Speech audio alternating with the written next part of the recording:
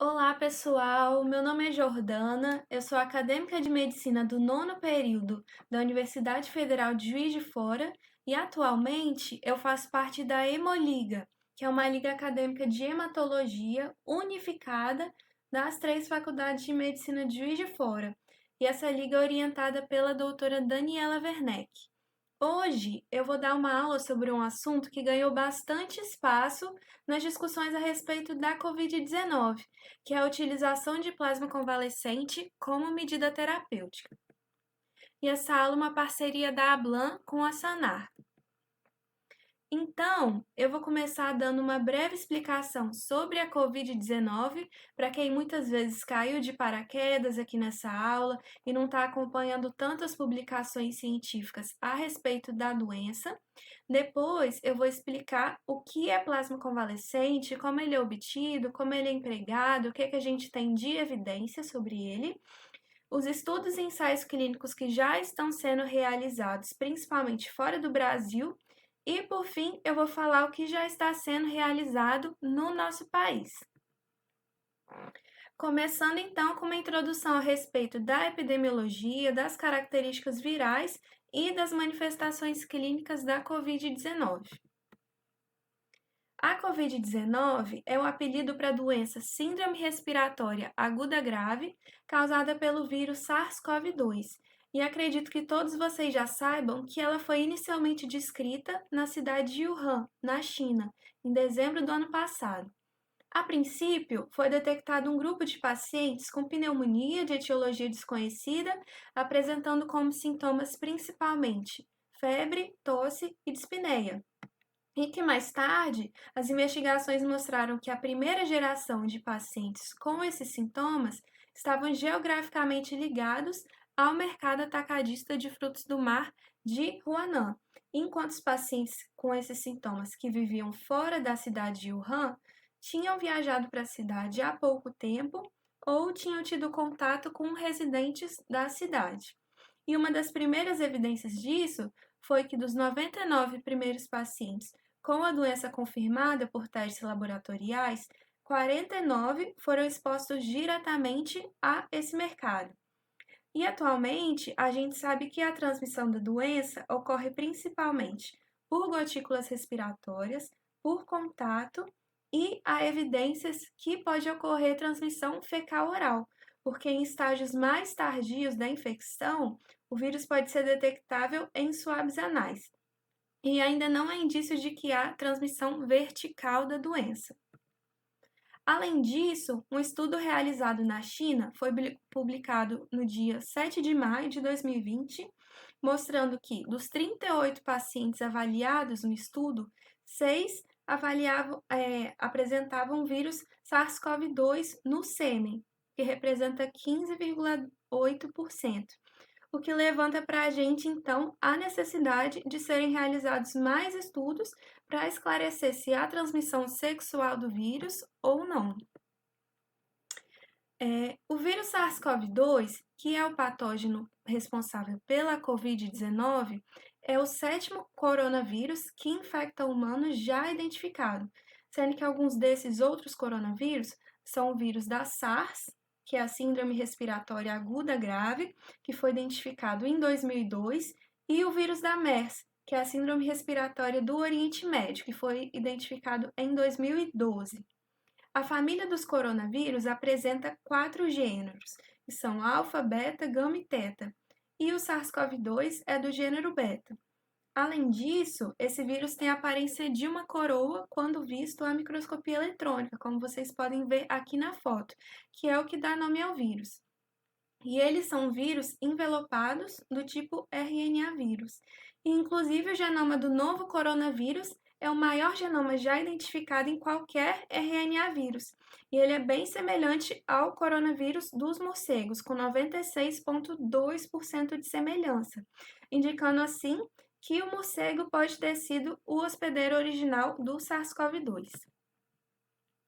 Em relação às manifestações clínicas, a gente sabe que pode haver um período de incubação de 1 a 14 dias, sendo que na maioria das vezes esse período dura de 3 a 7 dias.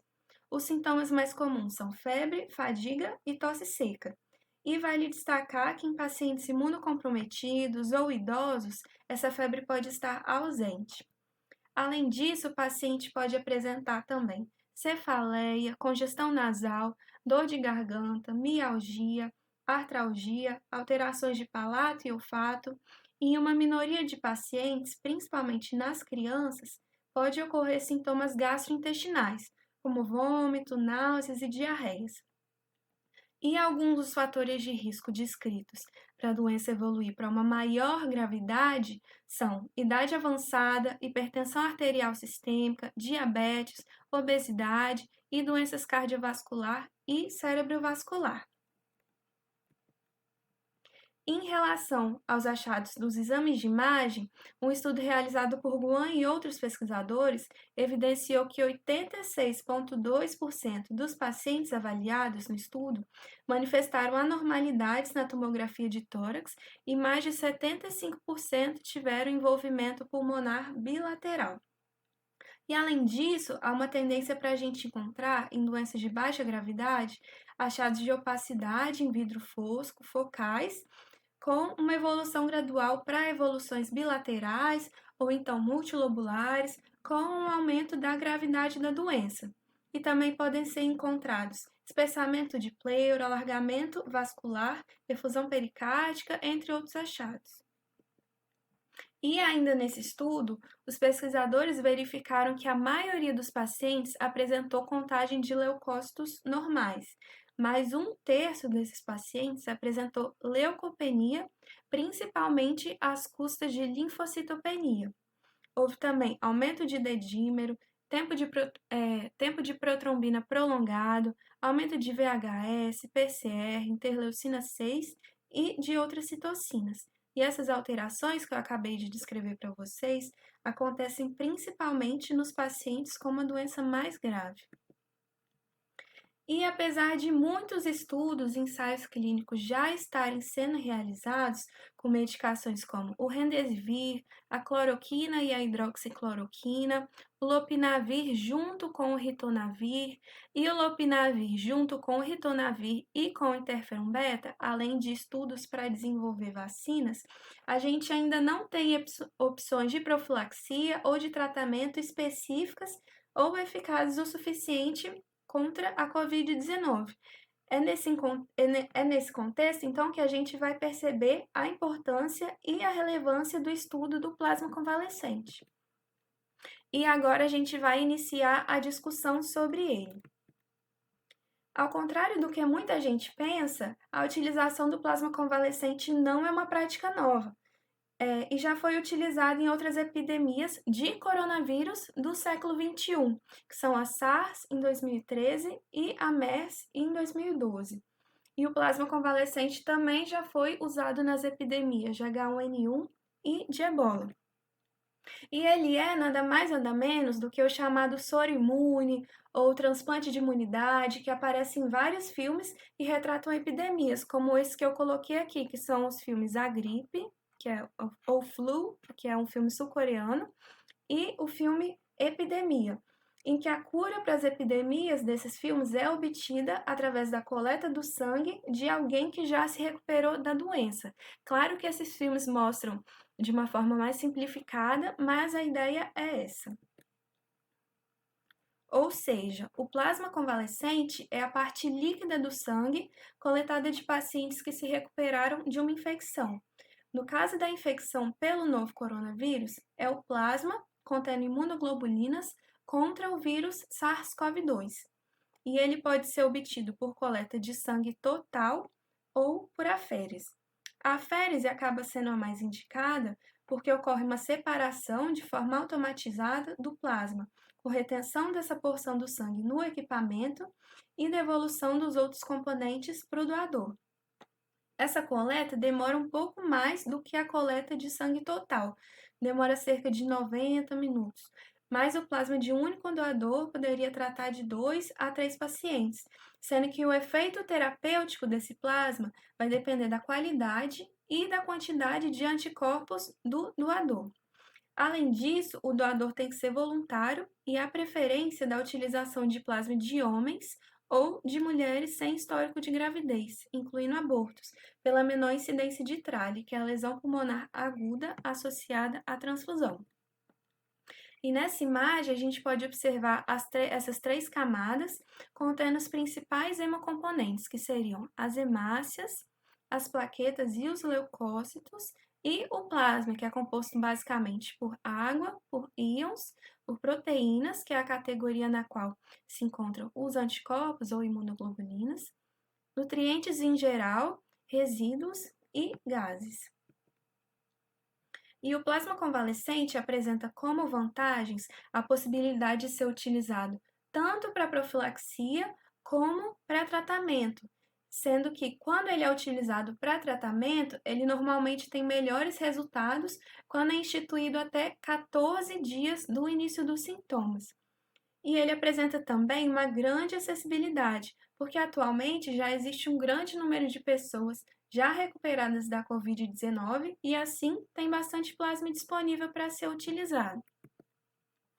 Mas a gente pode apontar como desvantagens ele ser um tipo de imunização passiva, o que vai implicar imunização de curta duração, que vai durar apenas de semanas até meses, além do risco inerente que qualquer transfusão tem de ocorrência de reações transfusionais, com destaque aqui para trale. Falando sobre evidências, em um estudo realizado em Hong Kong em 2004, 80 pacientes com SARS receberam plasma convalescente ao redor do 14º dia depois do início dos sintomas, e os pesquisadores observaram que os pacientes tiveram uma mortalidade de 12,5%, sendo que a mortalidade global para a doença na época era de 17%. E, além disso, eles observaram que quanto mais cedo o plasma foi administrado nos pacientes, menor o tempo de permanência no hospital deles e menor a mortalidade. Porém, os próprios autores do estudo reconhecem que ele tinha várias limitações, como o fato de não ser um estudo randomizado, não ter um grupo controle e de alguns pacientes terem recebido titulações mais altas de anticorpos do que outros. Nesse slide, a gente tem uma tabela de um artigo de revisão que compara vários estudos realizados com plasma convalescente contra infecções pelo coronavírus, e a maioria desses estudos se mostra promissora, apesar de eles terem utilizado metodologias diferentes, titulações de anticorpos diferentes e volumes de plasma infundidos diferentes. Já esse estudo, realizado em 2009, foi feito para avaliar os efeitos do plasma convalescente contra o H1N1. E, diferentemente do outro estudo que eu mostrei, esse é um estudo randomizado. E ele evidenciou que houve uma redução da mortalidade dos pacientes e redução da carga viral. E o que já está sendo feito e estudado em termos de plasma convalescente na Covid-19? Um estudo foi realizado por Shen e outros pesquisadores em um hospital na China, de 20 de janeiro de 2020 a 25 de março de 2020, com 5 pacientes de 30 a 40 anos, clinicamente graves, com o diagnóstico de Covid-19. Cada um desses pacientes recebeu 2 transfusões consecutivas de 200 a 200 ml de plasma convalescente ABO compatível, totalizando assim 400 ml total de plasma, no mesmo dia em que foi obtido a partir do doador, e nesse estudo eles observaram melhora dos status clínicos dos pacientes e redução da carga viral. Aqui a gente consegue observar que houve uma redução da carga viral, sendo que esse CT, aqui que está mostrado, valor CT, de 40, indica que a carga viral está indetectável. E a gente vê aqui também que houve uma melhora no score SOFA, uma relação de pressão arterial de oxigênio por fração inspirada de oxigênio aumentada e uma redução da temperatura corporal desses pacientes. Outro estudo foi conduzido por Kai Duana e outros pesquisadores, também na China, mas dessa vez foi em 3 hospitais na cidade de Wuhan, de 23 de janeiro de 2020 a 19 de fevereiro de 2020 também. O trial incluiu 10 pacientes e esses pacientes foram transfundidos com 200 ml de plasma com anticorpos em titulação de 1 para 640. E os resultados sugeriram que a inflamação e a reação exagerada do sistema imunológico foram aliviadas pelos anticorpos que estavam contidos no plasma. E nessa tabela a gente vê os resultados desse estudo, a gente observa aqui a titulação dos anticorpos antes da transfusão e aqui a titulação dos anticorpos depois da transfusão. E aqui a gente vê a viremia dos pacientes, a quantidade de vírus no sangue dos pacientes, que de novo representado pelo valor CT, sendo que o valor de 40 seria indetectável ou negativo, e aqui após as transfusões. E nessa tabela a gente observa também que houve, na maioria dos pacientes, redução da proteína C reativa, aumento de linfócitos, aumento da saturação de oxigênio e redução de ALT e AST. Outro estudo feito em Wuhan, dessa vez por outros pesquisadores, entre 11 de fevereiro e a 12 de março de 2020, incluiu 6 pacientes com Covid-19 confirmada por PCR.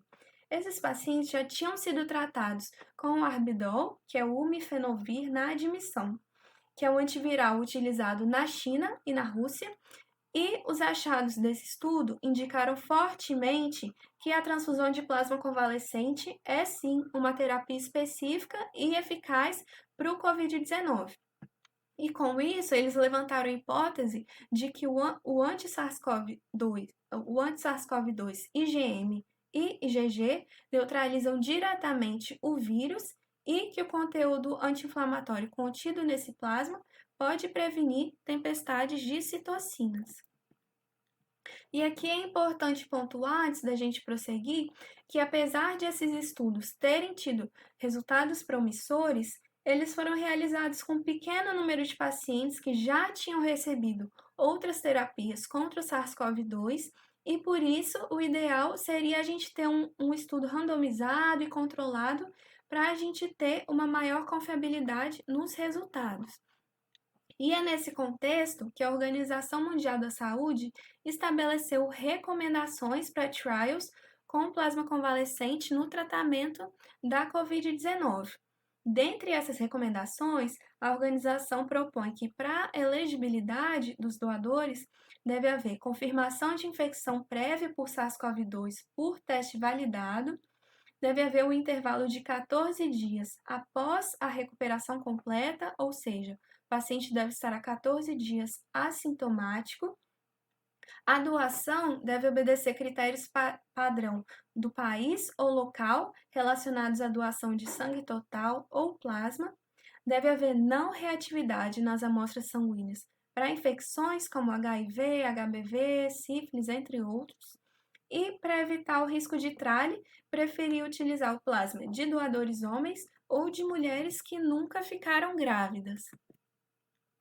Além disso, a transfusão de plasma deve seguir recomendações e procedimentos padrão de transfusão de plasma do local ou país. Deve haver compatibilidade ABO entre doador e receptor. A organização também incentiva a transfusão de plasma de pelo menos 2 doadores, porque ela afirma que isso pode ser terapeuticamente benéfico para atingir uma proteção imune mais efetiva por fornecer vários anticorpos. Os pacientes poderiam receber uma dose inicial de 200 ml, seguida de uma ou 2 doses adicionais de 200 ml também, de acordo com a gravidade da doença e a tolerância às infusões. E, por fim, as amostras de sangue, soro e plasma do receptor devem ser coletadas antes e depois da transfusão para futuras investigações científicas em potencial. Em março desse ano ainda, o FDA aprovou o uso do plasma convalescente para tratar pacientes com Covid-19 grave.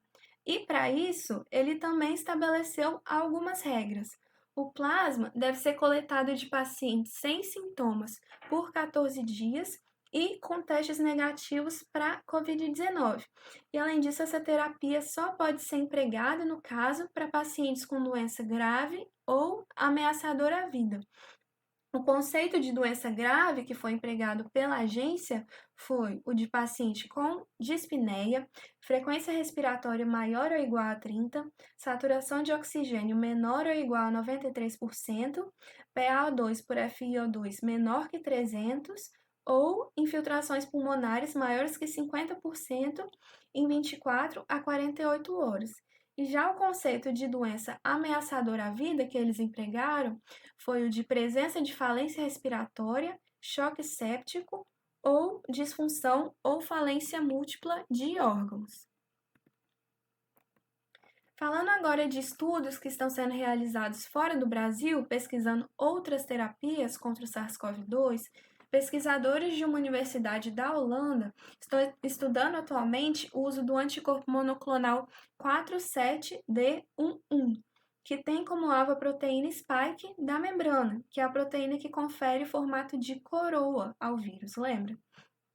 E esse anticorpo possui como ação impedir a entrada do vírus nas células e ele tem apresentado resultados promissores, apesar de a pesquisa ainda estar na fase pré-clínica.